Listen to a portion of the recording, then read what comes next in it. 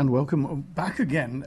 Andy Wint has been here throughout, and he's staying with me by my shoulder. I'm John Moss. Very pleased to have you here with us on the Baker Tilly Isle of Man budget programme, a programme which has been going out for some years now. And of course, we've had a slightly different format this year by having the man in line before. We have a plethora of guests in front of us, including, I'm pleased to say, the Treasury Minister, who's sparing some time for he has to be somewhere else in a moment. So we're going to cut to him straight away.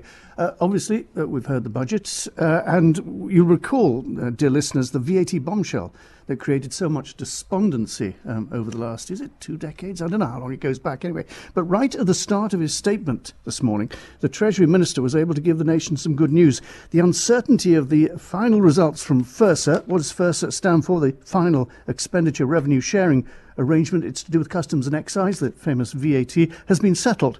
And a good deal of cash apparently has been released for general use. This is how Mr Cannon put it. As honourable members will be aware, the Isle of Man's share of VAT and other common duties is based on methodology set out in the Final Expenditure Revenue Sharing Agreement, or FIRSA, as it is more commonly known, agreed with the UK Government in 2016.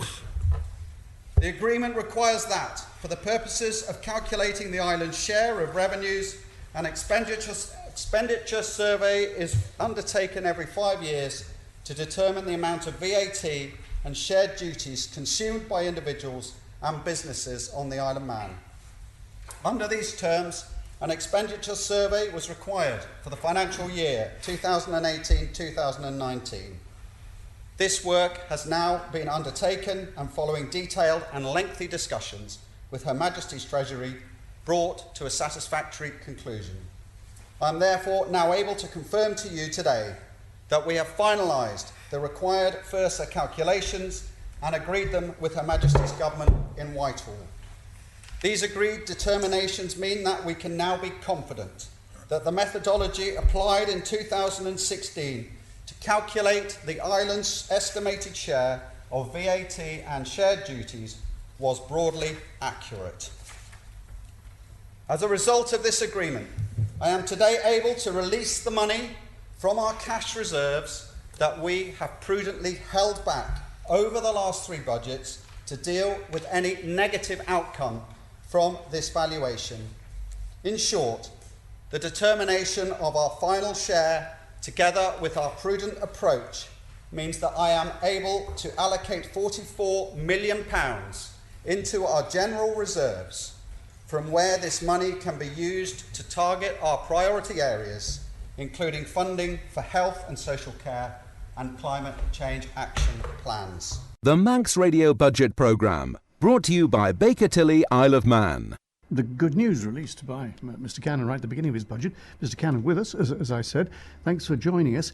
So everything in the garden's now rosy, is it? We've got all of this cash we can throw around. We've got extra 40 millions out of reserves. Excellent news. Well, I mean, let's be absolutely clear. We held that money back. A well-publicised methodology applied to withholding money in terms of being able to cope with any negative outcome from these negotiations. So, in effect, it's great to be able to release that figure of £44 million, but let me be absolutely clear that potentially this is money that should have been applied to government spending in any case. So, it is a matter now of applying that money sensibly going forward. In some ways, it is good news because it does give us a platform perhaps then to tackle some of the bigger items on the agenda, including healthcare transformation and climate change. So yes, I just want to bring a bit of balance to that. I think it vindicates the approach that we took in terms of our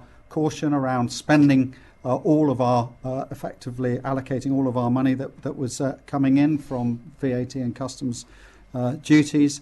But of course, and now it does give us a bit of a platform and a bit of a boost, if you like, in terms of tackling some of these issues going forward. Yeah, this is obviously should be taken in the whole, said the Chief Minister. It's a good budget, a nice steady budget. But interestingly, in the gallery was your dad, David Cannon, who I remember years ago suggested that £2 million of reserves wasn't really enough and we needed a lot more than that. There are people now who are saying that we've still got an uncertain future because we've got so much liability. Would you agree with that? Well, I don't think so. I think the island's actually should face up to its future with confidence. I think actually what we've demonstrated today is that we are on track to return our public finances to a much more sustainable position, a position where we will be putting money back into our reserves. I absolutely think it's vital that the island continues or gets to a position where money is going back into the reserves for a rainy day. We saw what can happen in 2008. There's nothing to say that couldn't happen ever Can you again. just explain to people who are listening that is the liability being looked after? Is it taken care of now, or is there still this liability at the end of the road that we still haven't taken care of? In terms of public sector pensions. Pensions. Well, look, yeah, we set out a very clear plan to try and deal with this public sector pensions deficit. In terms of the way we set our plans forward, we set very clearly the fiscal rules around, if you like, the public sector pension in terms of the 15% allocation that came from government, the increasing in employees' contribution, which is now average up to about 10%, and the fact that the rest of the money beyond that was deficit, which government was going to draw down from the reserve. We clearly set the plan to ensure that when we get to the end of this term, and now as it happens we've extended it out further to 2022, 2023, that we can absorb that deficit into the revenue spending. And of course that does not remove the continued need for government to pay very close attention to public sector pensions and potentially any future liabilities, because that amount will potentially continue to rise. What we're trying to do is put that into a position where the rise is manageable, affordable, and can be contained within government's income. Can you reassure the public, though, because whenever public sector pensions are mentioned, hairs go running all over the place and people get uneasy about it, Mr. Cameron? And I can accept that, and the liability figures, which vary significantly depending on what's happening in the markets, can vary. I think the important message is to keep our eyes on the cash flows that are being impacted over the forecasted period over the next few years. It's impossible to say necessarily what will happen in 10 years, 15 years' time. We've set a course appropriate for today. As I said, this matter needs very, very careful attention paying to it.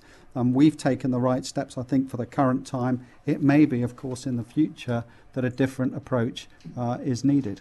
Can I just ask you about the air passenger duty? We have $5.5 million, I think, from that, which is an enormous amount of money. Flybe, of course, publicly, have got some problems. They've been given a deferral on their air passenger duty for a year by the UK government. They've been given a helping hand. They fly in and out the island all the time. Does that mean we're going to lose out some of our cash? No, there's no impact. I think somebody asked a question about that in the House of Keys or Tynwald very recently. I can tell you that to the best of my knowledge, there's absolutely no impact in terms of our duties that we're receiving in that respect. $5.5 million is useful cash, isn't it? That's about the sum we get. Would it be useful perhaps to put it into environmental matters? Things to combat climate change and things like that, as it is taken from an area which has been seen to be environmentally dangerous. I think all these amounts are consolidated and allocated. We have allocated our amount for the environment going forward in terms of the £10 million we've announced to kick off the government's requirements in terms of tackling the climate change opportunities and challenge that are in front of us. As I said, we're going to return with much more detailed plans in the future. All money income streams need to be looked at carefully in terms of how they're allocated, but I'm satisfied the way that this is put into our general duties and general revenue at present. And one more question, because you've got to go. I know it was a point made, I think, in the Mannin line by Tony Brown. The budget has to balance, but after that, basically, it's anything goes. Sort of, the health department basically is balanced now, but comes back in, say, 3 months, 6 months with requirement for more cash. We're not breaking any legislation on the Isle of Man to actually vote it through. And that's a way of doing it. It's a way of the government actually getting over that. Yeah, I mean, look, public finances are challenging. Long gone are the days when we had excess cash floating around that meant that we could just effectively allocate more than perhaps was appropriate and more than departments needed. we require very careful, focused, appropriate managing of our public finances. But I think that we have produced a robust financial plan that is capable of meeting the challenges. You will note that we have invested a total of £50 million, almost £50 million over the lifetime of those last 3 budgets, and more now today directly into public services. We have also been able to deal with the significant overspends in the Department of Health and Social Security, and I'm still able to sit here today and tell you, and the public, that we have a proper handle on our financial plan, that we're going to deliver that financial plan as it stands today, and that we've produced more confidence in that financial plan by announcing what we did today in agreement with the United Kingdom, the future methodology behind the FIRSA forecast. Of course, you have to be circumspect in your outlook. Do you think the Isle of Man needs an increase in population for business to prosper? We've set out very clearly that we want to grow the population on the island, that we certainly don't want to see the population declining. We're absolutely committed to trying to find policies and put policies in place to grow the working population on this island. I think it's absolutely critical that it is the working population that we attempt to grow. We recognise that the demographic has been become slightly unbalanced. That's why we've brought forward the incentives that Department for Enterprise are using to promote amongst the business community in terms of national insurance holidays, in terms of relocation assistance. And I think, as I announced today, actually we're back into positivity in terms of our population growth. The population is growing again. Business confidence generally across the community is good. Most businesses are either sort of standing still or looking to grow their staff over the next 12 months. So from a general perspective, it is about increasing the working population, but also increasing the diversity of opportunity that's available to people on the island. Mr. Cannon, thank you very much. I know you have another date to go to on this busy day for you, but thank you very much for coming to us first of all. That's Alfred Cannon, the Treasury Minister, who spoke this morning. I think his speech was slightly shorter than it has been in the past. It's been up to about 1 hour, 10 minutes, but I think it was under an hour. Can I just fill in at the end of the table there, former director with Equium. What would you describe yourself as now? Phil, how would you describe? Because you've taken a slightly easier role, I think. Oh, no, it's very hard, but less intensive. Accountant with lots of little jobs. Accountant with lots of little jobs. You I know, I was talking to you before, have a concern about the future of the Isle of Man in terms of liability, in terms of the cash that needs to be found. Yeah, I think this budget works in the short term. I think Mr. Tier and Mr. Cannon both have to be congratulated for keeping things going after the initial shock, financial crisis and VAT. That's good. They're to be commended for that, because really services on the Isle of Man have kept going as they were. But we used to put 50 or 60 million into reserves. We used to have 100 million in the capital account, and those were funds that were put away that coped with shocks. Now we're not putting money away to cope with whatever climate change or the pensions or what the health service needs. So, and I think that's what June Watterson was getting at. I don't think he was upset that the budget was wrong. I think the budget copes with the short term till next year, but we need a strategic process. Mr. Watson said he's going to vote against this budget. He did. And there's a Speaker of the House of Keys basically saying he's going to vote against it. Just go to David Gaughan, who's now your Vice Chairman of the Voluntary Organisations. I know that you feel, along with the other sectors in your area, that the government basically relies too heavily, perhaps. Yes, I think, as Phil has said, if you look at the budget as something of a balance sheet, then the devil is in the detail. And if you look at that, money has been given to the Department of Health and Social Care, but how is that money going to be distributed? Is it all going to health? Is it going to social care? We've had the Jonathan Michael report, which obviously indicates that we should be doing more in the community, and that's right. We currently have, if you like, a time bomb, because more and more people are surviving chronic illnesses, trauma that previously they would not have survived. They have to be looked after, and most of those are looked after in the community. And I've made this point before, that if we are supplying more money to that department, what is the split? Is the social care side of it getting properly funded?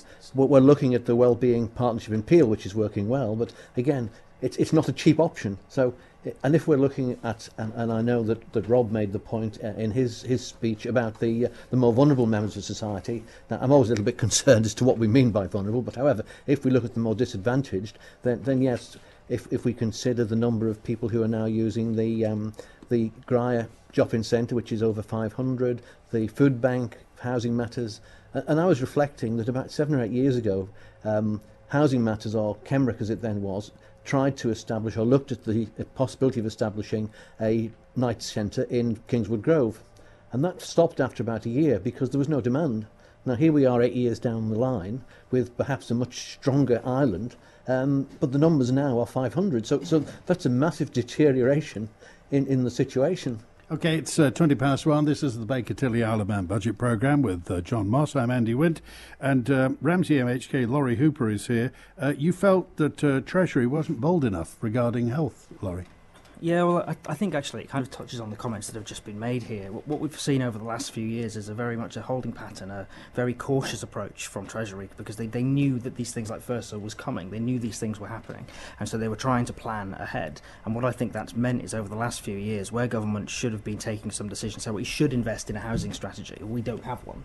It's quite obvious. You know, instead of investing in some of these preventative measures that would have perhaps tried touching and starting to solve some of our longer term problems, they've just been very reluctant to do that. And I can understand why. Obviously, you want to balance the books. You want to make sure you're not spending more than you're bringing in, and that's definitely a viable aim. But for that to be the only aim, rather than saying, okay, as well as making sure we have a balanced book, we need to make sure we're investing the right amount in social services, the right amount in our economic growth. That's where I think we've been lacking over. So you think the government should be spending for the benefit of the direct benefit of the people? Yeah, well, that's essentially what I summed up within my speech. Is the focus of any kind of government policy has to be on the people that are ultimately going to benefit from it. Yeah. The focus can't be on. You can't give free things away all the time, can you? Oh, no, absolutely not. It's certainly not about. It's not about giving free services to anyone. It's about making sure the services we are providing are provided efficiently, cost effectively, and that's another problem I think we've seen over the last few years. Lots of economic growth. The economy seems to be doing really well. Lots of very successful initiatives coming out of the last few years. But government seems to have relied on that a bit too heavily, from my book. So the way that they've paid for some of the surpluses, for the way they've paid for some of the shocks, as it were, has been by saying, well, actually, we made more income tax last year than we thought we were going to. So that's to help cover the cost. Yeah. Whereas programmes like the SAVE initiative, which was supposed to save us £25 million a year, we're down to 5 million as the target now. The reality is maybe 500,000 is what we're going to end up seeing. So instead of finding efficiencies, really we're very, very reliant on this economic growth, this keeping going. And at some point, my concern is that actually if that slows, if that doesn't keep going at the pace we're used to, what happens then? Yeah, just ask you, as far as your Ramsey constituents is concerned, obviously we're still waiting to hear news about the marina and that. How important is it to Ramsey? I mean, we've had these marina plans before. How important is it that this goes ahead? I think when you talk about the marina, you're focusing on a very specific type of economic investment. I'd say it's very, very important that there is investment in our local towns, which is why I'm very pleased that we saw the Regeneration Fund relaunched last year. I'm really pleased we're seeing things like a town branding initiative come out of DFE. So investment and creating jobs, I think, within our local communities is absolutely vital.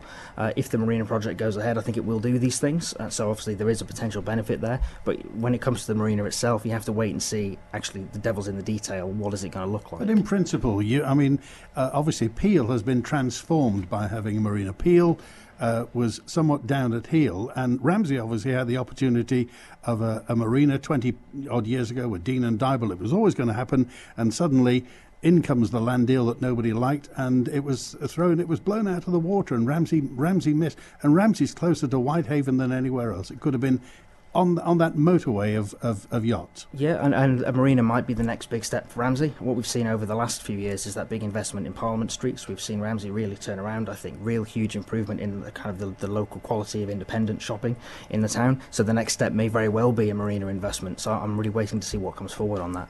The Chief Minister has joined us. Thank you very much for joining us, Howard Quayle. Busy day for you, as it was for the Treasury Minister and all the members indeed. Just sticking with that Ramsey Marina, I know I've spoken to people who are behind that, and they spent a long time with, for instance, the expressions of interest operation. Did the government put that on fast track, or should it put it on fast track to say this is a worthwhile operation for Ramsey, we should give it more support? Well, I think if you're going to be doing something on the size of the marina, really the first thing you should have done is go to see the landowner to discuss a strategy and then get the landowner Which was to go out, yourself. which was government, but that didn't happen. The scheme was announced first and then started to communicate with government. Normally the accepted norm is you approach whoever it is that has the land and say, will you be prepared? Would you be interested? And of course we're interested. Anything that helps the economy of the north, of the island, of the north of the island especially. My family live in Peel, and I've seen how fantastic the turnaround in Peel has been since the marina was built. Obviously there's been the problems on bad design with the silt, etc., but if you park that, it's been a phenomenal asset to the west of the island, and I think a project in the north of the island will be hopefully just as good for the economy, but it has to be done in a proper order. We can't just say because someone's said we want to do a marina, we would really need to go out now for expressions of interest, because it has to be fair and equitable to anyone else on the island who wants to do something like this, if they may not be out there. But first and foremost, it should have, in my opinion, it should have come to government first and then gone out. But I'm delighted that someone has the view and the idea to do it, and let's see how it progresses. Yeah, listening to your comments on this budget, you described it being taken in the hold. You wanted to see it being taken in the hold, but there have been one or two criticisms. And I think from the speaker, Joan Watterson, who said there should be more time for members, rather than the 6 days, be given to the members to actually cogitate the details, be able to question the departments about the details before the process takes place that we've had today. Yes, it's not 6 days. It's it's nearly 2 weeks that members get the documents. And when I first came in, it was only a week. Then it was extended by Minister Tier to the 2-week period, which we've continued.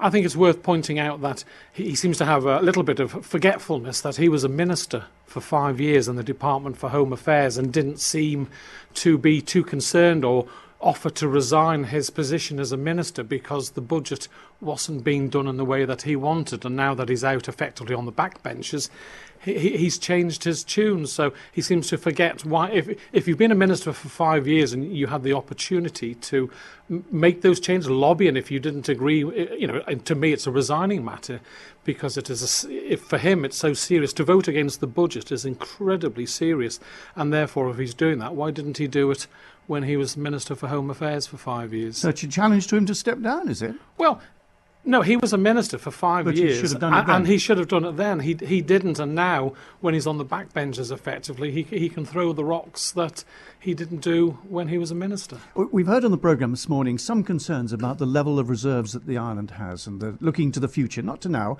OK, it's a good, wholesome budget, but looking to the future, the Isle of Man still has problems. Why? Because of the... On the reserves, when On the when they're increasing, John, I'm surprised you're saying that, because my speech clearly showed that if you look at the Pink Book in 2017, the value of the reserves was 1.6 something billion estimated, and now it's estimated £126 million more than it was back in 2017 for the same year's reserves. So our reserves are growing. When we had the harbingers of doom, your own radio station was running headlines back in 2017 saying we're going to go bust. And here we are, the reserves have increased. I don't recall us running that headline. I think it may have been the other media that you were thinking about. But we do have an awful lot of liability on that reserve, don't we? Well, back, as I say, in 2008, we had an incredibly tough time, and that's what got me into politics. We'd lost our nearly up circa 200 million in real terms with the VAT renegotiation, and there was a worldwide financial crash. And out of that, we had to get the economy back on track. And also, we had a reduction in the population. Now, it's not a vast figure, but nearly 500 people increase in the population. And if you think, actually, with the disparity between deaths and births on the Isle of Man, the new people on the island will be nearer 700 than the 479 or 480 that the Treasury Minister quoted. So you don't suddenly wave a magic wand, John, and the economy fixes itself overnight. This has taken a while. We've all been working together. Timble members sit on departments that work on their proposals for their budgets. They then go in and meet the Treasury.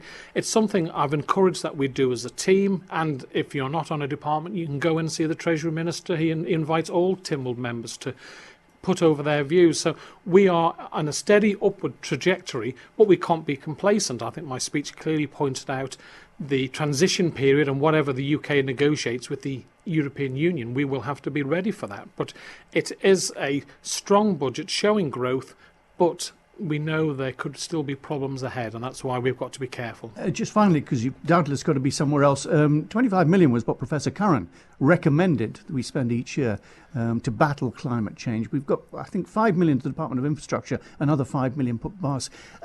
But we haven't got any plans as yet. It seems to be, yes, we will do it. Is that giving confidence to people that we are actually tackling what is you termed to yourself as an emergency? Well, I think if you read the report, John, it would show that we have phase 1, which is where we're going to carry out 60 actions, and then over the coming 12 months we will be working on phase 2.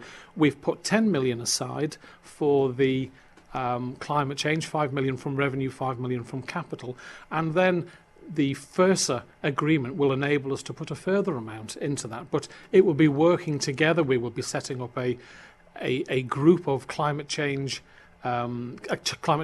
committee to ensure that we have a proper phase 2 approach going forward. But it's worth remembering, John, that the island is still only a handful of countries that has recognised the climate change emergency and is doing something about it.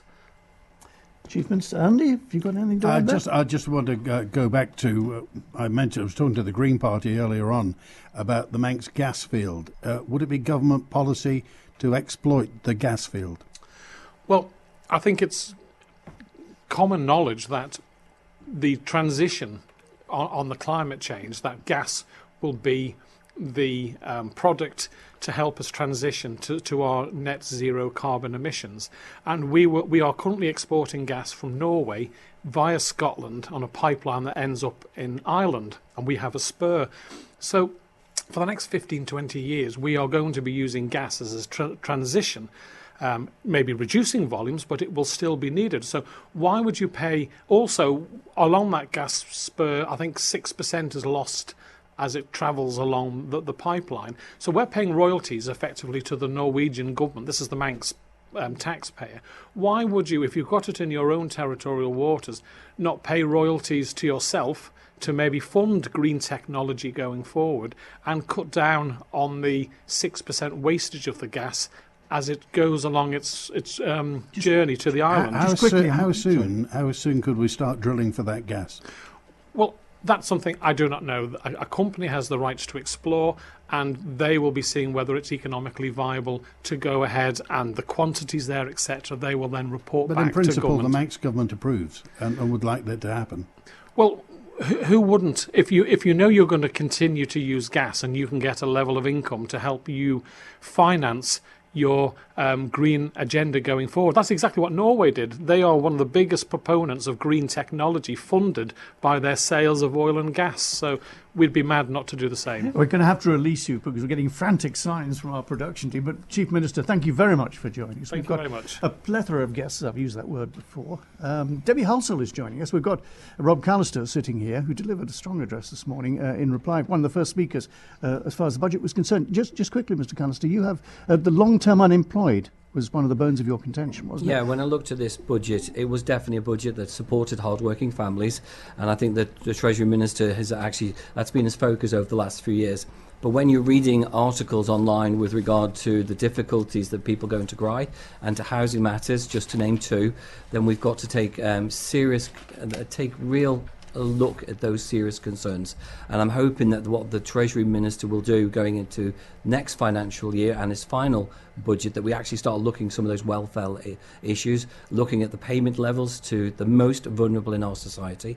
I also think we've got to start seriously looking at the over 55s on our island with regard to unemployment levels. There's a clear message when you actually research the budget that more and more over 55s still want to work. But if you actually look at the latest government figures, over 40% of our long-term unemployed is over 55. So do you think there should be government schemes to retrain, to recalibrate their careers? Absolutely, to retrain and to retrain and retrain again. And educate employers as well. It's lifelong learning. I think we've got to remember that. Government has already set a path to increase our public sector pension to 68 over the next 25 years. A lot of people do not retire at 50 or 55. So we've got to create those opportunities and to allow them to actually to retrain and to retrain again. Can I just go to Debbie Halsell of the Unite Union? We've seen in this budget 2% pay cap Although it was interesting in the education section, it said, well, yes, 2%, but last year it was more than 2% because that's what we had to deliver. Is 2% a pay cap right across government going to create problems when you come to negotiations for Unite? Of course it is. We've done a 3-year deal. Obviously, 2.75 come April, so... So what do you do? I mean, it automatically on the road to well, action? 0.75 has to come from pre-existing budgets, and that's something that the departments have to deal with. So you're leaving it to the departments. You say this is what we are demanding, and you're going to have to find it. No. We've already done the peer negotiation, a 3-year deal. This year, coming forward, is 2.75. So if it's capped at 2%, they have to find 0.75 from pre-existing budgets. What is the feeling amongst the workforce, the Unite workforce, at the moment, with their relationship with the government? Not very good. Morale, Why isn't it very good? Morale is very low.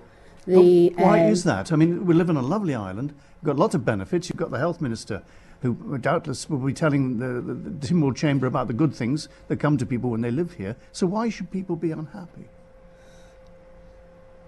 Because of certain circumstances within the government and within departments and the heads of departments, and I don't mean CEOs. I mean structures. Could you be a bit more specific? Yeah. So within structures of management, people feel that they're not valued anymore. Have a look at Have Your Say survey. Clearly states that people who work within services are very vocational in what they do, but do they feel as though they are valued? No, they don't. They have to then, when we negotiate pay, terms and conditions, if you look at the SAVE programme, one of the things was from bus and rail was... But just explain, that was everybody was invited to give their ideas of how to save money, basically. Yes, it was. And with that, there was £500,000 saving made from people's terms and conditions, well, from wage. So what does that mean? It's just a drive to the bottom. And all that our members keep seeing is that they're constantly being hit and there's never no reward. And I don't mean a reward as in financial a lot of the time, it's a thank you. When does any of our when does ever staff get told thank you for your service? Just go to the MHK next to you, that's Daphne Kane. You've heard the budget, what do you make of it? Well, I commented on the point about the pay award having to be found from within existing resources, and I questioned the Treasury Minister to give us a reassurance that if and when the current pay dispute is finally negotiated and settled with the education unions, that any pay award would not have to result in cost cutting across divisions of the Department of Education. And actually I made a bid to say, are we funding and financing the education system adequately? Because out of, previous year, we were very happy to see the investment in the Home Affairs Division and in the Constabulary in particular. But this time, £700,000 towards education, mainly for the apprenticeship scheme. What about the schools? What about mental health? What about special needs? And principally, what about a type of pupil premium that gives extra support for those of particular social disadvantage? I was disappointed that there was nothing on that. Definitely. Members of the general public, our listeners, will be listening to this and just thinking, how can government break the logjam then? How can, on a supposedly affluent first world island, how can we be in this situation? Well, I think what Mr. Roberts Shaw had to say was very on this point.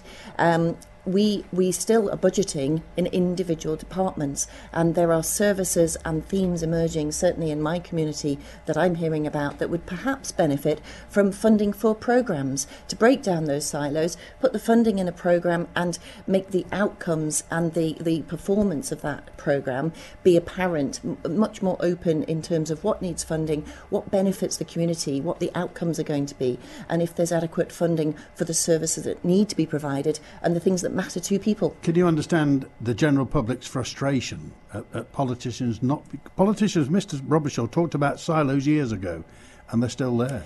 They are there, but there's more people, I think, clamouring for change, and particularly, in terms of this is a £1 billion budget spending for an Isle of Man of 85,000 or thereabouts people.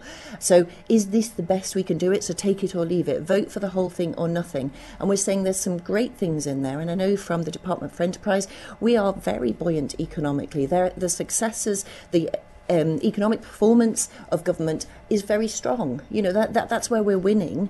But in terms of how we spend and how, you know, the places of most need getting the funding that they should get, that's where it's harder to keep a strong picture and a focus. The Treasury Minister said this was a budget of focus, but I think they're focusing sometimes too much on the figures and not on the people that need those services. Okay, the sentiment of the Isle of Man, we talked about morale earlier on with Debbie, but I mean, you're a very assiduous constituency, MHK. What's the sentiment in Garth? The sentiment is we are pleased to see some potholes being repaired, road servicing going on in the Renab Road, for instance, off Cornay, you know, but it's very little. And there's, you know, I heard your programme this morning. Potholes is a constant one that we not only we keep getting, but there seems a lack of action. But also the Isle of Man ditches used to have roads like billiard tables. They did, but we are getting worse weather, so perhaps the weather is deterioration. Do we need to fund it better? But people on the ground want to see better community service provision, and whether that's post office or whether it's funded from government, or whether we need to have a conversation about what the community wants in the community hubs, delivering services at local level for local people and where that should rightfully come from. But equally, what's happening with the flood strategy, what's happening with the road safety strategy, they're just words on paper until they're delivered.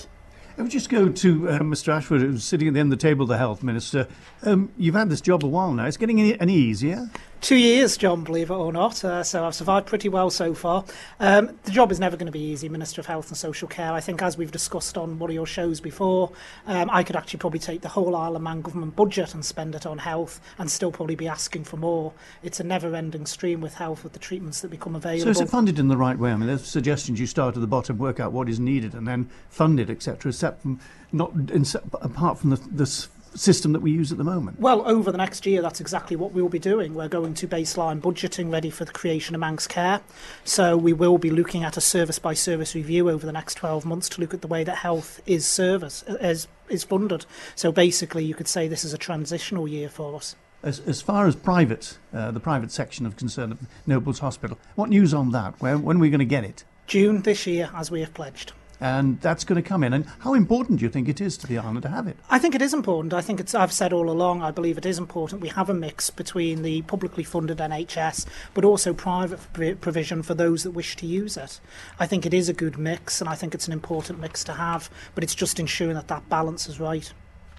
Mr. Robertshaw has joined us now. You are, as ever, critical of aspects of the government's work. As ever, constructively critical. Well, constructively critical, yes, but fairly hard words you had to say about something.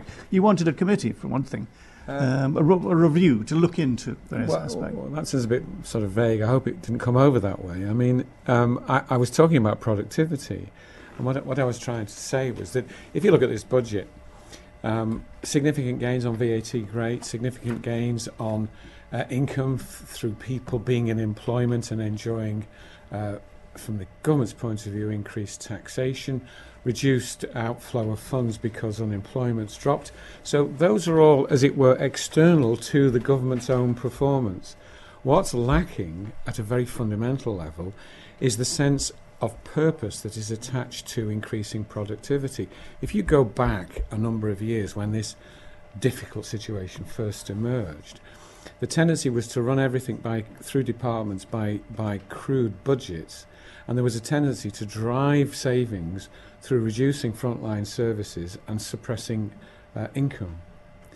Now, that's all well and good for so long. That now has turned because there's a reasonable expectation that income should go up.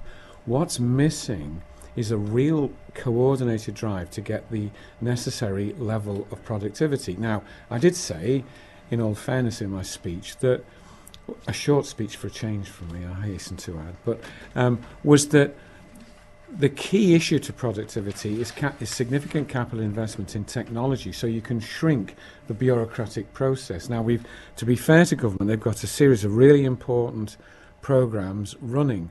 My point was that it's all beginning to log jam in an organisation called GTS, Government Technology Services, and that what we need to do to release that is have, as it almost like a programme board or panel, sitting on top of that, coordinating, collaborating with all the departments. Competent panel capable of assessing progress and reporting regularly. Yes, was our phraseology. Sitting above the government technology services themselves, so that the delivery of these efficiencies start to engage. As it stands at the moment, I'm really concerned that too much is being required for an organisation that is in its day job trying to run technology services in government. So hopefully there'll be a bit of a response to that. I mean, we've got David with us. I don't know how many technology programmes they've got in health running, but it's an awful lot of programmes. And if this doesn't get delivered on time, it's going to slow the whole process of reinventing our health service. And that's just one example. Mr. Robertshaw, again, listeners are going to hear you talking about reforming this, streamlining this, getting government working more efficiently. They've heard this for years, though, haven't they? Oh, and years. I mean, it started years ago with me defining it in a slightly different way, which was smaller, smarter government.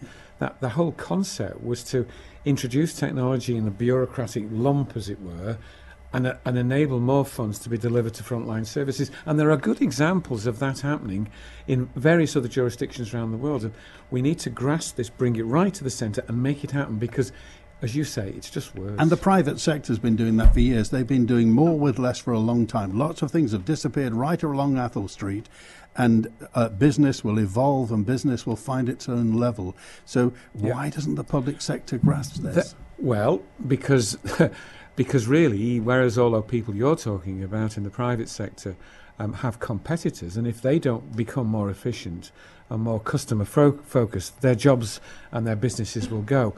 There is no equivalent challenge to government in that respect, because there isn't a replacement government there to step in if government doesn't do it properly.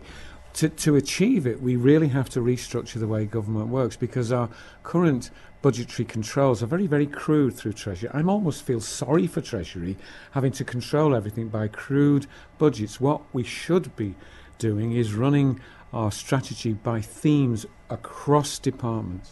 Can I just raise a subject we haven't raised as yet, because we've got the Health Minister and indeed we've got Debbie Halsall with us.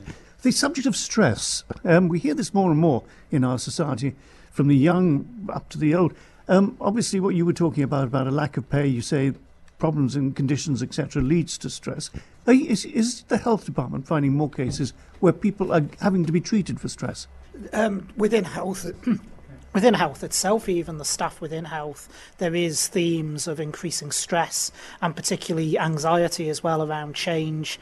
It's important we try to address that, and we've been working very closely with the human resources sector of government to try and see what we can do. But also even in the private sector, I think we need to develop much better on the ground courses for people as to how to deal with stress, how stress can be tackled, including mental health issues as well. And that's going to be one of the priorities of the transformation programme going forward. Is there a problem more people read about stress, the more they feel that applies to me? Goodness me, I never knew. No, I don't think that's really the case, John. I think it's just, everyday life is very quickly evolving these days. Things don't stand still for very long, and as human beings we tend to like things to remain the same and be a constant, and it is very hard and very much pressures of work on people when things are changing. And certainly within health and social care we are in flux at the moment, as I've said, with the transformation, everything going on. So it is important from our point of view as a workforce in health and social care that we look after our workers and we do what we can to try and help people who may be suffering from stress or mental health issues as a result. One more question, because I'm sure you're busy at this today. The Canterbury model. This was raised, indeed, Howard Quayle, when he was minister, went out to New Zealand and had a look at it.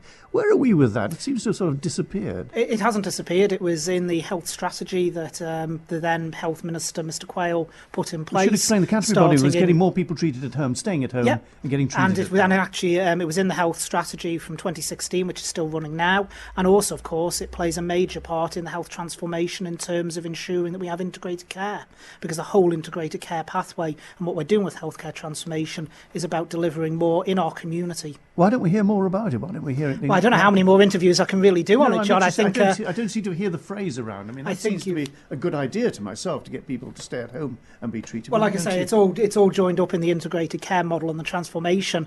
So I'm not listening properly. But if you or Andy want to do a show with me on it, I'm more than happy to do so. David, just before you go, obviously at some point in this year, the health department is going to come back for some more money to government. When do you think that'll be? Well, you're assuming there. I'll be speaking this afternoon around. It's going to happen, isn't it? Based on past experience, obviously there's been issues, but I will be speaking this afternoon. I'm not going to preempt my speech, so you can listen with interest to what I've got to say about this year's budget.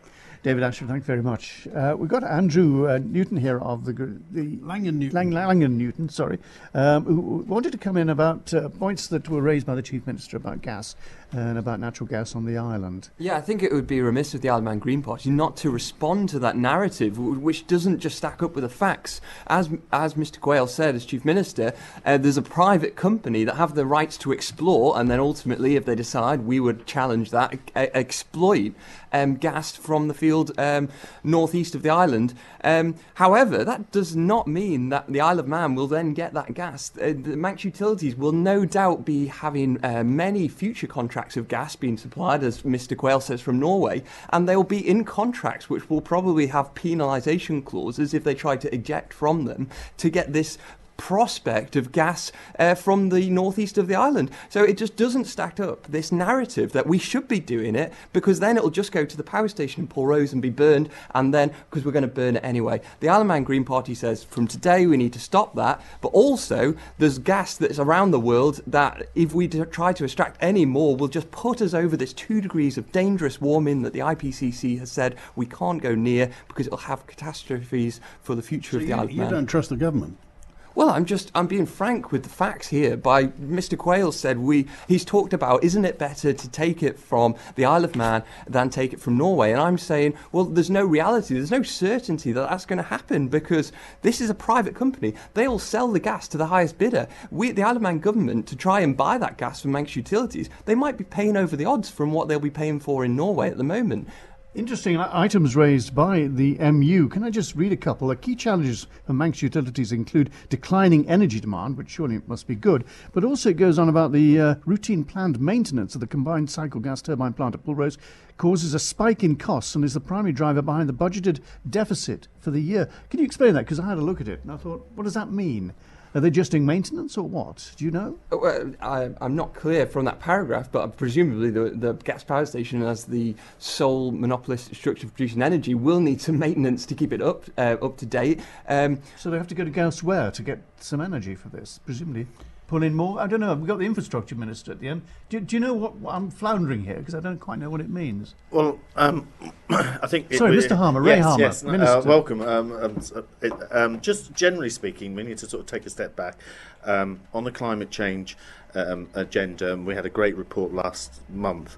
And what that said was there'll be quite a massive shift to electricity, and in delivering for renewable power, for delivering electric cars, for delivering air source heat pumps, which will be electric, we actually need to increase the amount of electricity that we produce, and that some of that gap will come through renewable energy.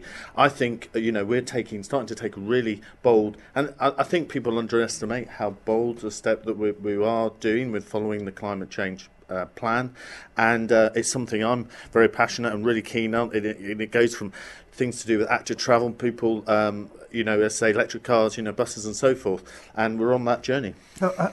Just a point that raised, I've got a family, 2 kids. At the moment they go out and buy petrol and Zoom all over the place, etc. If they all plug in at home, it's going to be down to mum and dad, isn't it? They just come in with their wires, plug in at home, the whole family, thank you very much, drive off into the distance with these wires lying over the pavement. So again, it comes back down to base infrastructure, and again, it's the investment, and then we talked about today's £541 million worth investment in infrastructure. So the first step in that is to get smart meters, to understand that you can charge better for so that the children coming home will be charged appropriately, or if it's on the street, it won't be free, but it will be charged appropriately, and so that it's a system that maintains itself. Okay, Mr. Harmer, I just have to say one word to you, and that is potholes. Yeah. When are we going to get the roads back to a sustainable level, and a level that people in the Isle of Man can be proud. Your answer will be, give me the money. Can be proud of their roads. Well, it's partly giving me the money. I think we had a conversation a couple of years back. Said £80 million would be needed. We've had since 2016 extra £1 million in revenue. Of course, when the prom is finished, that'll be a significant investment. Which is August next year. That's right.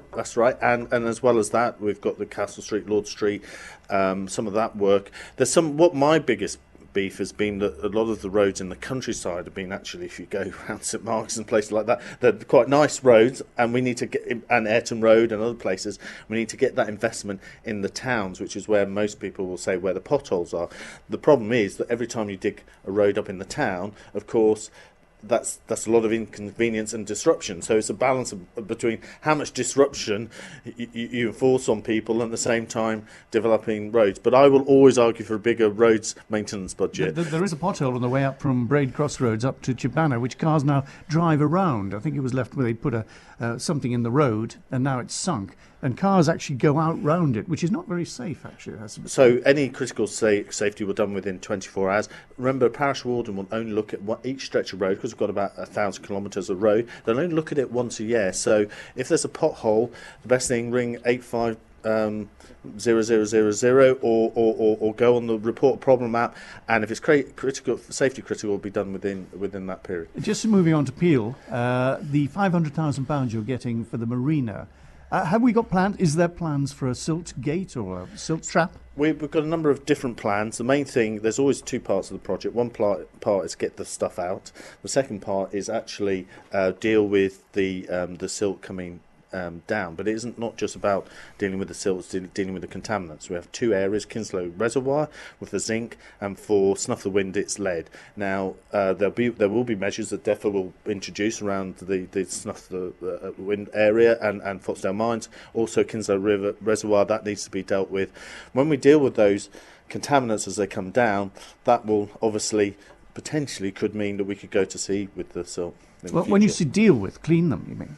Well, there are, if you like, certainly with regard to the reservoir, it's very interesting. It's quite technical, but in essence, it's not a natural reservoir. And in effect, it's slag heaps that we're pouring water on and then expecting it to be clean as it comes down the river. So the water going into the reservoir is actually at 40 parts, whatever, and it's about 10 times that when it comes out of the reservoir. So there are reasons for why this happened. We have to deal with the source reason. Okay, Mr. Harmer, can you just confirm that Douglas Promenade will be finished August 2021? Douglas Promenade will be complete. I'm not going to have a crystal ball of exactly what the date is. We're challenging the contractor always to improve and come up with innovative ways to deal with it. The point is that it's been done. That's the first time for nearly 100 years that it's been done. And what we're finding is the services that are just chucked into the road over the past few years are just complicated the project. It could change. Yeah, but it obviously could, as we're dealing with.